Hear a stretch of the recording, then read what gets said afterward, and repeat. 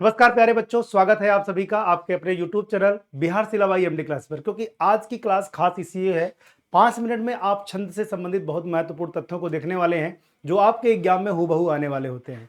तो आज हम लोग पढ़ेंगे छंद से संबंधित महत्वपूर्ण तथ्य। आइए देखते हैं भाई क्या है वो। देखिएगा, पहला पार्ट देखिएगा, छंद लिखा हुआ साथियों। छंद से संबंधित क्या क्या पूछा जा सकता है। जैसे देखिए, छंद को वेदों का क्या कहा जाता है भाई? पैर कहा जाता है। छंद को वेदों का क्या कहा जाता है साथियों? पैर कहा जाता है। इसके अलावा छंद किससे बना हुआ है? चद धातु या छिद धातु से बना हुआ है, जिसका अर्थ क्या होता है? आह्लादित करना होता है। और ये ऑलरेडी आपके डीएलएड के प्रश्न एग्जाम में आ चुका प्रश्न है। आगे देखिएगा, छंद का प्रथम प्रयोग कहां मिलता है भाई? छंद का प्रथम प्रयोग ऋग्वेद में मिलता है। कहां मिलता है? ऋग्वेद में। छंद के भेद कितने होते हैं? 4 होते हैं। कितने भेद होते हैं भाई? 4 भेद होते हैं। उनके बारे में आगे चर्चा करेंगे हम लोग। परिभाषा क्या होती है? कहते हैं सर, वर्णों या मात्राओं की नियमित संख्या विन्यास से यदि आह्लाद उत्पन्न हो तो उसे क्या कहते हैं? छंद कहते हैं। फिर सुनिएगा, वर्णों या मात्राओं के नियमित संख्या विन्यास से यदि आह्लाद हो तो उसे क्या कहते हैं? छंद कहते हैं। आह्लाद का मतलब क्या होता है साथियों? खुशी, प्रसन्नता होता है ना। आगे, अंग कितने होते हैं? 8 होते हैं। ये भी प्रश्न आपके डीएलएड में आ चुका है। इसके अलावा छंद का अन्य नाम क्या है साथियों? छंद का अन्य नाम पिंगल है। छंद का अन्य नाम क्या है साथियों? पिंगल है। और छंद की पहली पुस्तक का नाम क्या है? छंद सूत्र है। और छंद को क्या कहा जाता है साथियों? काव्य का व्याकरण कहा जाता है। छंद को क्या कहा जाता है? काव्य का व्याकरण कहा जाता है। आगे बढ़ते हैं भाई, आगे देखिएगा, अंग कौन कौन से भैया? अंग की बात करें जैसे साथियों, पद, पाद या चरण या चतुर्थांश है। अगर बात करें साथियों इसके बारे में थोड़ा सा जानकारी के रूप में देखेंगे तो पद, पाद या चरण चतुर्थांश की बात करें, कहा जाता है छंद में प्रायः कितने चरण होते भैया? छंद में प्रायः 4 चरण होते हैं। छंद में प्रायः कितने चरण होते हैं? 4 चरण होते हैं। पहले व तीसरे चरण को क्या कहा जाता है साथियों? विषम चरण कहा जाता है। पहले व तीसरे चरण को क्या कहते हैं भाई? विषम चरण कहते हैं।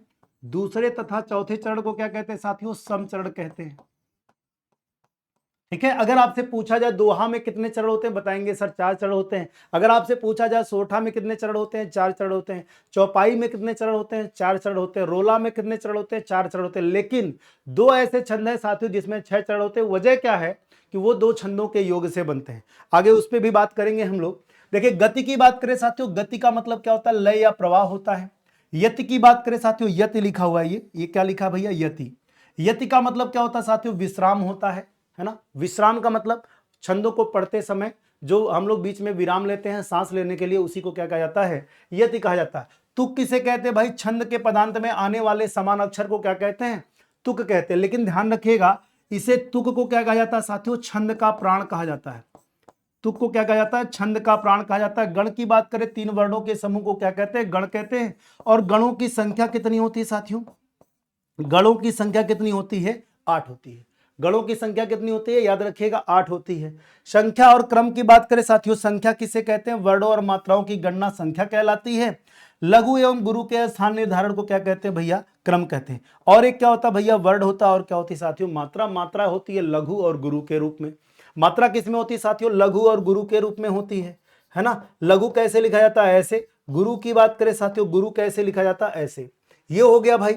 आगे बढ़ते हैं, छंद के भेद की बात करें साथियों, छंद के भेद कौन कौन से होते हैं? मात्रिक छंद होता है ना। वर्णिक छंद होता है। मात्रिक छंद होता है। और कौन सा होता है भाई? वर्णिक छंद होता है। ठीक। इसके अलावा क्या होता है भैया? वर्णवृत्त छंद, या जिसमें मतगयन आता है। और क्या होता है साथियों? मुक्तक छंद होता है।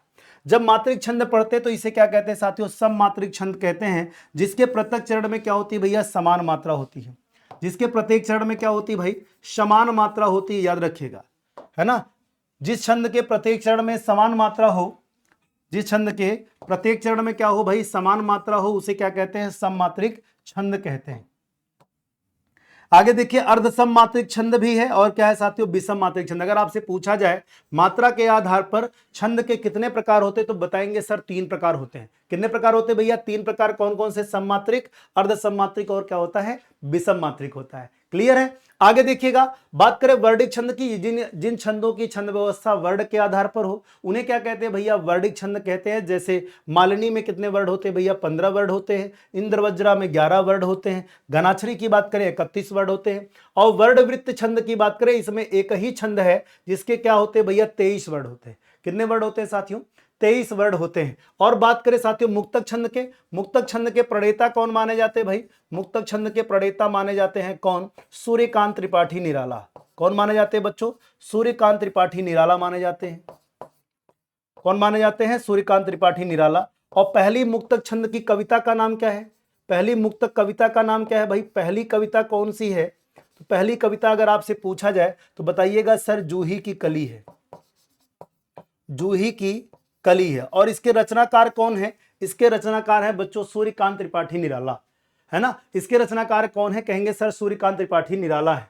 आगे देखिएगा भैया, स्तंभ मात्रिक छंद की ट्रिक क्या होती है? स्तंभ मात्रिक छंद की ट्रिक में अगर आप देखें, सोचा चारों, स्तंभ मात्रिक छंदों की क्या है बच्चों? ट्रिक है। सोचा चारों गीत 26-28 हरि गाएंगे। सोचा चारों गीत 26-28 हरि गाएंगे। जैसे सो से क्या हो जाएगा? कहेंगे सर 16 मात्रा। च से क्या हो जाएगा? कहेंगे सर चौपाई हो जाएगा। और देखो यहां पे चा लिखा हुआ, चा से क्या हो जाएगा? 24। और रो से क्या हो जाएगा? रोला। यानी रोला में कितनी मात्रा हो जाएगी? 24 मात्रा। 26 मात्रा किसमें होती बच्चों? 26 मात्रा किसमें होती? गीतिका में होती है। वहीं पर अगर 28 की बात करें साथियों, 28 मात्रा किसमें होती है? हरि गीतिका में होती है। बढ़िया से एक दो बार पढ़ेंगे, अपने आप पूरी ट्रिक याद हो जाएगी। सोचा चारों गीत 26-28 हरि गाएंगे, ठीक है। और देखिए अर्धसम में क्या होता है? दोहा के विषम चरणों में 13 मात्रा, सम चरणों में 11, बरवे में विषम चरणों में 12 और सम चरणों में 7। दोहे का उल्टा छंद कौन सा है भैया? सोरठा है।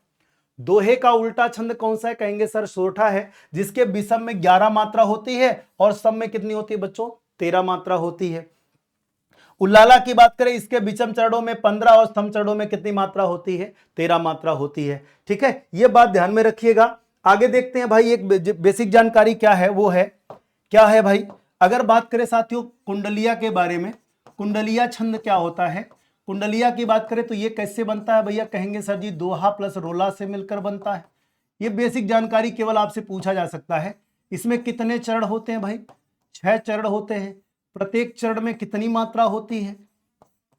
प्रत्येक चरण में 24 मात्रा होती है भाई। कितनी मात्रा होती है? 24 मात्रा होती है, ये भी जानते रहिएगा। इसके अलावा इसका पहला शब्द और अंतिम शब्द क्या होता है भाई? पहला शब्द और अंतिम शब्द क्या होता है? समान होता है, यानी बराबर होता है। इतनी बात आप जरूर याद रखिएगा। कुंडलिया कैसा छंद है? विषम मात्रिक छंद है। कैसा छंद है बच्चों? विषम मात्रिक छंद है। ये एक्स्ट्रा जानकारी हमारी तरफ से आप सारे बच्चों के लिए है, तो याद रखिएगा। ये इंपॉर्टेंट भी है, पूछा जा सकता है। तो आज के लिए इतना ही। वीडियो कैसी लगी कमेंट सेक्शन में कमेंट करके जरूर बताइएगा। धन्यवाद।